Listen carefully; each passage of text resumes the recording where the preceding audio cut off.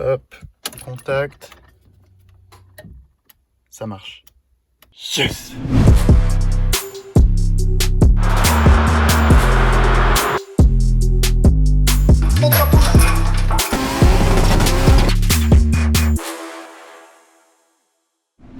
Bon, j'ai trouvé comment faire fonctionner le dégivrage arrière. En fait, tu vois, c'est la grosse prise bleue là derrière la boîte à gants. Tu sais, on a le fil bleu-jaune qui arrive là. Il faut le couper, quoi, ou le dépiner de cette prise-là.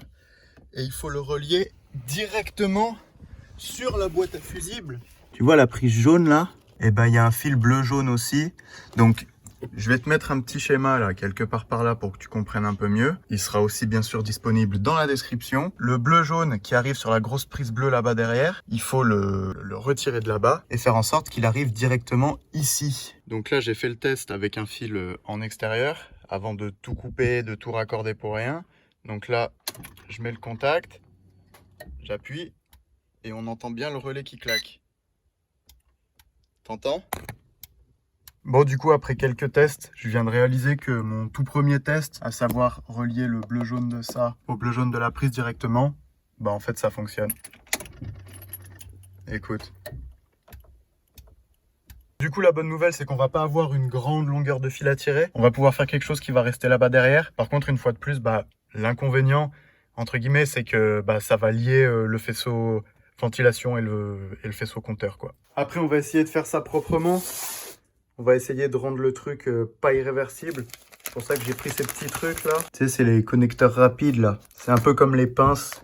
Sauf que là, le système, il est en T. Et le fil que tu rajoutes, il n'est pas aligné. Et puis, enfin, même les pièces sont moins grosses que les pinces là qu'on connaît. Allez, on va prendre du bleu pour rester dans le thème. Hein. Alors, pour que ça soit le moins contraignant possible, tu vois, du coup, je suis allé me repiquer tout là-bas. Donc, en fait, bah, j'ai juste chopé le fil bleu très jaune, tu vois, qui était là-bas. Parce que par là-bas, le faisceau, il est pas gainé. Du coup, le fil, tu vois, là, je le fais passer derrière, je le fais passer par-dessus ça, là. Je le fais longer là, hop. Et là, tu vois, bah, je l'ai raccordé sur le bleu-jaune de cette prise-là. Et ben, on va rebrancher tout ça, puis on va voir si ça fonctionne.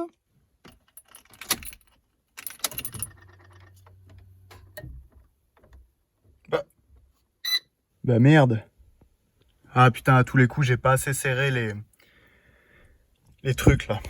Ah putain, mais ouais, j'ai l'impression que... Putain, c'est les plus petits qu'il y a, mais c'est toujours pas assez fin. Ah merde. Eh ouais. Regarde, ça a même pas traversé le fil en fait. Attends. Ah si, ceux-là, ils sont plus petits en fait. Bon, bah on va passer les rouges alors. Ah ouais. Abusé. Putain, costaud les gaines. Hein. Ah si, là, un petit peu là quand même. Bon, on va essayer de repiquer au même endroit alors. Bon, du coup, j'ai remplacé les connecteurs rapides là, je sais pas quoi, par les rouges parce qu'ils sont plus fins. Enfin, ils sont pour des fils plus fins. Hop, contact. Ça marche.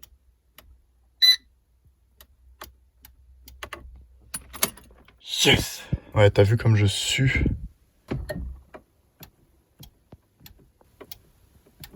Yes. Ok, alors maintenant pour ce qui est de l'assemblage de la console. Donc là ça commence à être concret, là ça commence à être intéressant. Tu vas prendre ces deux petits trucs là, qui sont très jolis d'ailleurs en noir comme ça là. C'est quand même beaucoup mieux que la ferraille rouillée.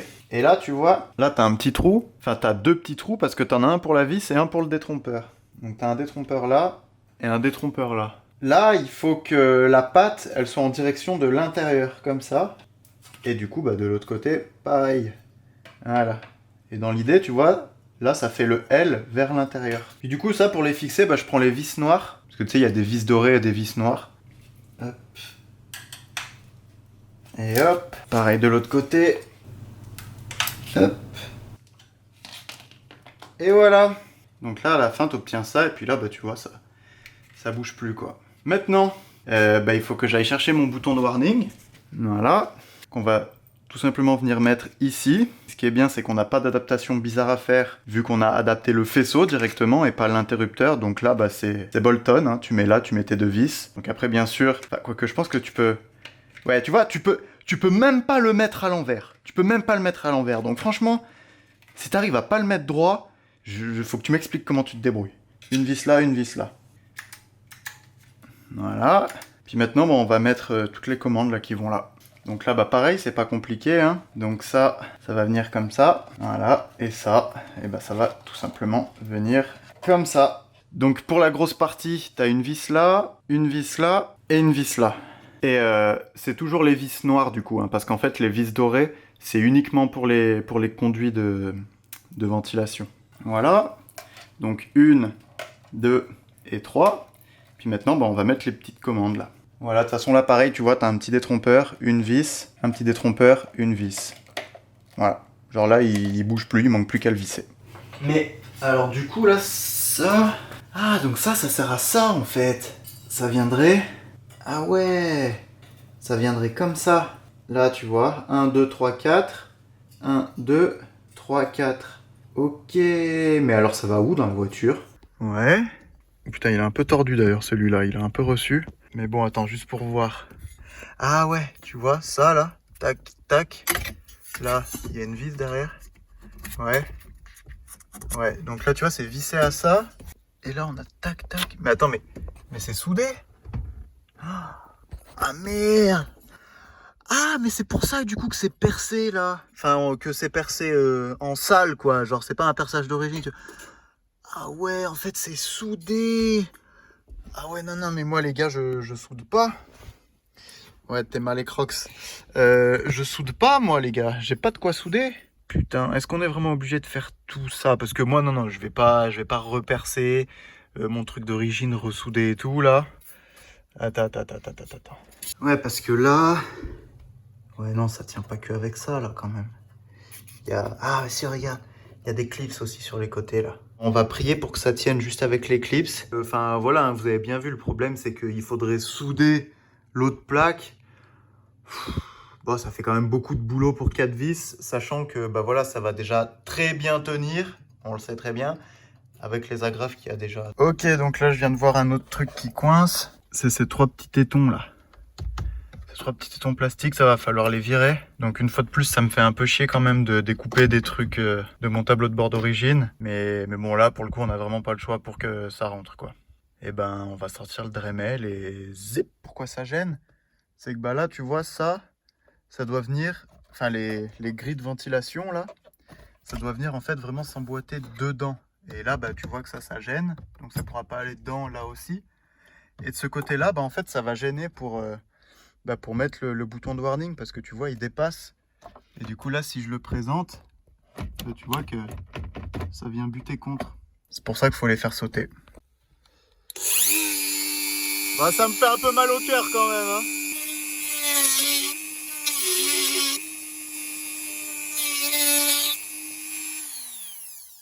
Ah, ça sent le pneu. Et voilà, ça y est, c'est fait. RIP les tétons plastiques. Bon là tu vois c'est toujours pas parfait. Donc on va faire un petit peu les finitions. Voilà, c'est un peu mieux. Donc bien sûr, on n'oublie pas de nettoyer tout ça avant, parce que sinon ça va rester ici pour l'éternité. Il faut bien rebrancher tout ce qu'il y a derrière là.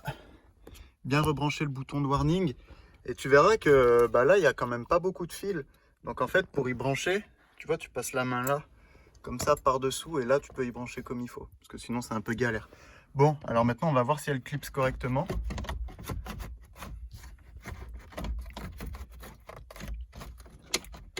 Alors, qu'est-ce qui coince? Ça y est, ça commence. Qu'est-ce qui coince? Voilà.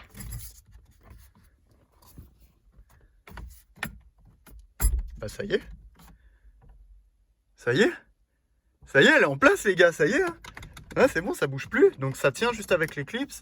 Là, c'est bon, là il n'y a rien qui s'est pété, il n'y a rien qui s'est décalé. Là c'est bon. Trop bien. Trop bien. Ah, ça va être le feu ça. Bon alors du coup on se retrouve ici. J'ai réenlevé la console parce qu'en fait je pense que je suis obligé de mettre ça tout simplement pour tenir l'autoradio en fait. Parce que là comment te dire que tu vois, il n'y a absolument rien qui le tient. Donc on va remettre ça et on va voir pour bricoler un truc. Parce qu'avec l'autoradio j'ai juste eu ça. Bon, on va voir. Bon, verdict. Donc j'ai réussi à peu près le fixer. Donc avec les supports noirs là qu'il y a à l'origine. Donc j'ai pu mettre une vis là et une vis là. Et après, bah, tu vois, la deuxième, elle est censée tomber là. Mais là, bah, elle tombe pas en face, du coup. Enfin, elle tombe pile entre les deux trous. Et là, elle pourrait tomber en face. Mais bon, bah, pareil, il manque un peu. Puis même, en fait, si je le fixe comme ça, regarde comme il est rentré. Enfin, c'est pas ouf. Ah, attendez, peut-être qu'on a quelque chose, là.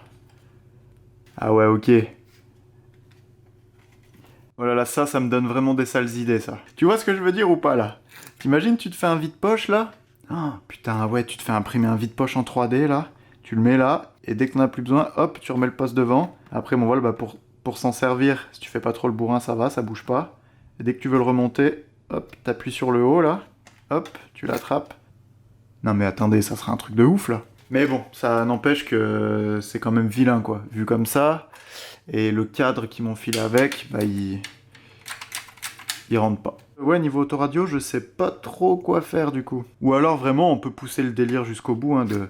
Putain, ça serait un truc de ouf, quand même. Bon, alors du coup, hein, l'idée du poste escamotable, c'était rigolo 5 minutes, mais le problème, c'est que j'ai peur qu'avec le temps, ça se dessert. Mais je viens de remarquer que là, j'ai peut-être une possibilité, tu vois, de venir mettre une troisième vis, au moins pour qu'il bascule pas. Par contre, bah, comme tu vois, là, il y a déjà des traces, j'ai essayé de mettre la vis, ça rentre pas. Donc on va essayer d'un petit peu élargir le trou et de mettre une troisième vis. C'est bon, j'ai pu mettre 3 vis, donc le poste, il bouge plus. Bon, par contre, tu vois, je suis un peu dégoûté parce que j'ai le forêt qui a glissé. Ah, par contre... ouais, non, il y a vraiment des jours de fou. Franchement, c'est temporaire, hein, parce que là, c'est vraiment de la bricole. Et vas-y, je déteste ça, là, c'est vraiment pas propre. Mais bon, écoute, voilà, pour l'instant, pour avoir un poste, c'est déjà pas mal. Et au pire, je verrai pour me faire un cadre en 3D. Et voilà, les amis, ça y est, ça fonctionne. Il y a quand même un jour, là. Soit je me fais imprimer un cadre, soit je change de poste. Maintenant, il reste plus que bah, remonter voilà, toutes les bricoles et tout. Je sais pas si c'est utile que je vous le montre, étant donné qu'il y aura juste à faire ce qu'on a fait au début, mais dans l'autre sens.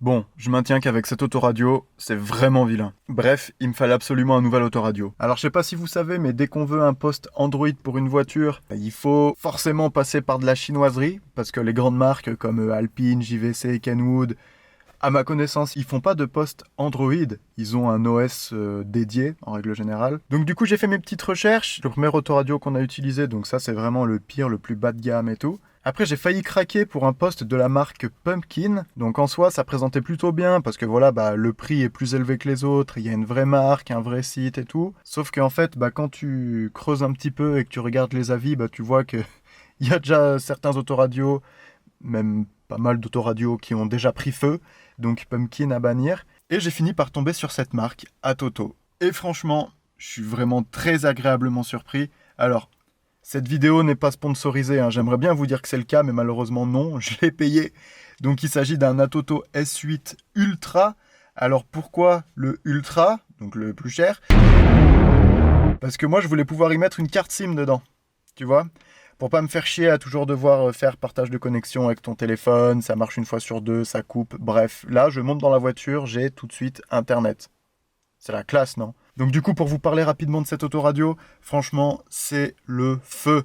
Enfin, franchement, j'ai jamais vu un autoradio Android qui était aussi fluide, qui fonctionnait aussi bien.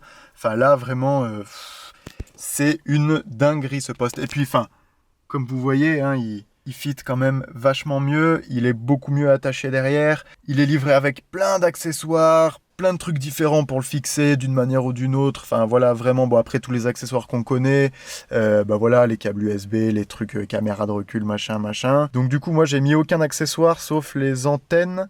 Donc il y a antenne 4G, antenne Wi-Fi et balise GPS bien sûr. Et alors du coup, bah vu que là on n'a plus rien, je sais pas si on va voir, mais les antennes en fait, par en dessous là, bah je les ai posées là-dessus directement. Comme ça, bah là on est sûr que ça capte très bien. Mais sinon voilà, comme je vous disais, vraiment cet autoradio c'est une dinguerie, il est surpuissant, il est toujours fluide, il est ultra réactif. Enfin, c'est des choses que j'ai jamais vues sur des autoradios Android honnêtement, tu vois.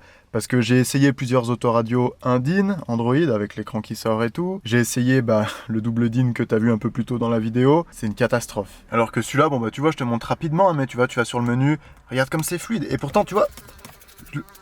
Putain, je suis en train de me faire agresser par une mouche. Oui, parce que du coup, là, je suis en plein milieu de la montagne. Je voulais faire cet outro à la fraîche. Allez, vas-y, nique. Bon, c'est bon, je me suis débarrassé de la mouche. Je te disais, ouais, regarde comme c'est fluide. Et pourtant, là, tu vois, genre, j'y vais super vite, je le maltraite et tout, mais regarde comme il marche bien. C'est un truc de ouf, j'ai jamais vu un post aussi fluide. Et bon, bah après, voilà, hein, forcément, vu que c'est Android, bah tu peux y mettre tes petites applications, tu vois. Donc, je me suis mis la base, Ondash, Waze, Deezer. Pour moi, c'est vraiment la base. Ouais, tu noteras le petit fond d'écran custom parce que, bah, t'as des fonds d'écran intégrés, mais tu vois, tu peux en rajouter si tu bidouilles un peu. Parce que là, tu vois, tu peux mettre une micro SD et en fait, intégré dans le poste, tu vois, t'as un file manager. Du coup, t'as vraiment un explorateur de fichiers et tu peux te faire tes petits transferts de la carte au poste. Enfin bon, bref, c'est vraiment de la folie ce poste.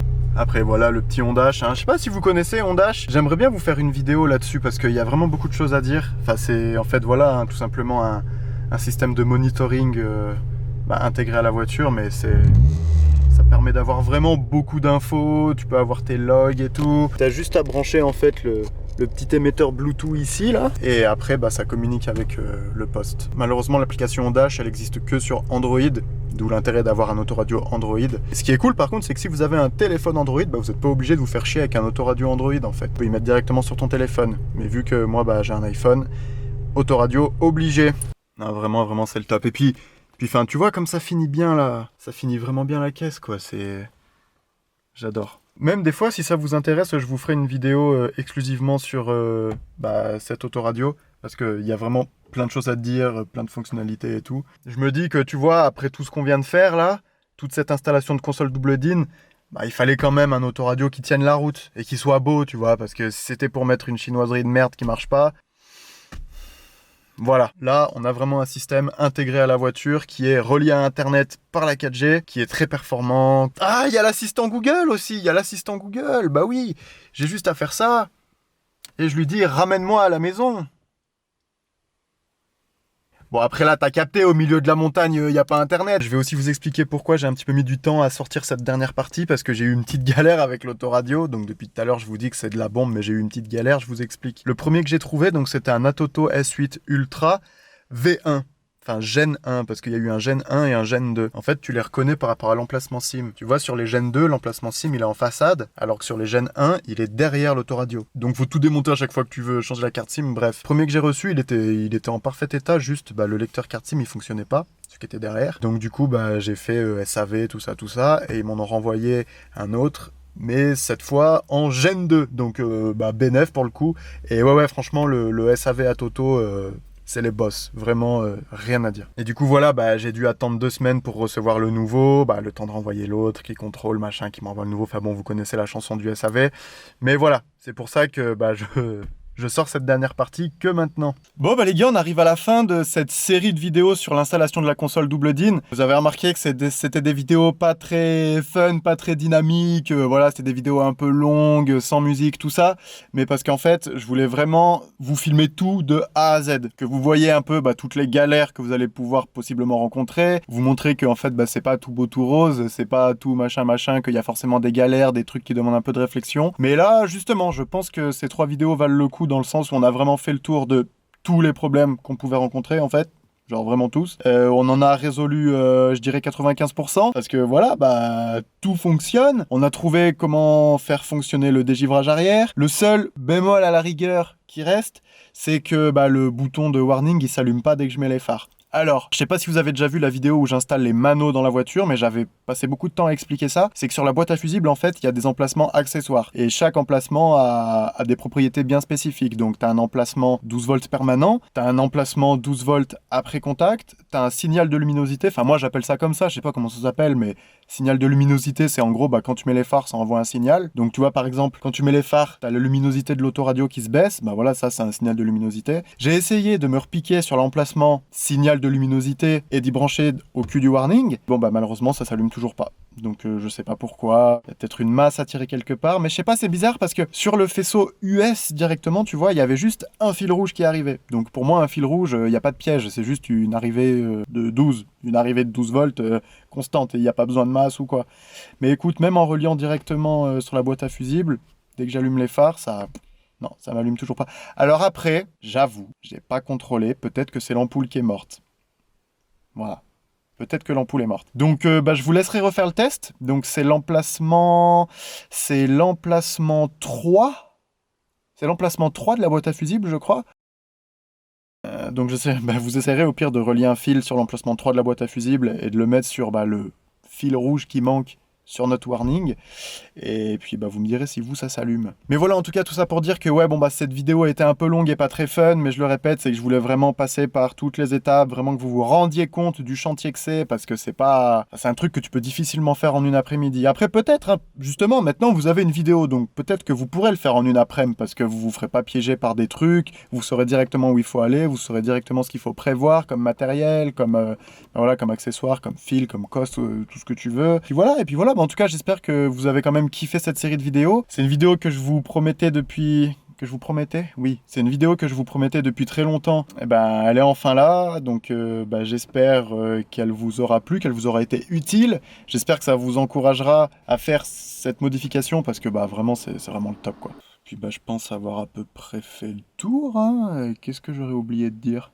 Donc voilà, comme d'habitude, si cette vidéo vous a plu, n'hésitez pas à lâcher votre meilleur like et à me laisser un petit commentaire. Après même, je sais pas si vous avez des remarques à faire sur la façon dont j'ai fait le truc. Il y a peut-être une manière plus rapide, plus simple, une autre manière. Enfin vraiment, voilà, n'hésitez pas. Là, je veux vraiment que dans les commentaires, on partage un peu nos différentes expériences pour que celui qui arrive peut-être, je sais pas, l'année prochaine sur la vidéo, tu vois, il voit la vidéo et les commentaires, genre ça y est, en 1 heure le machin s'est torché. Enfin, tu vois ce que je veux dire ou pas? Enfin, non, c'est compliqué parce qu'il y a déjà 1h30 de vidéo en tout. Voilà, et puis on se retrouve très vite pour la préparation de la Civic, pour la piste. Ouais, pour la piste, vous avez bien entendu. Donc d'ici là, portez-vous bien, on se retrouve très vite dans une prochaine vidéo. On se croisera peut-être au HEM 2022. Qu'est-ce que vous en dites? Allez, ciao ciao!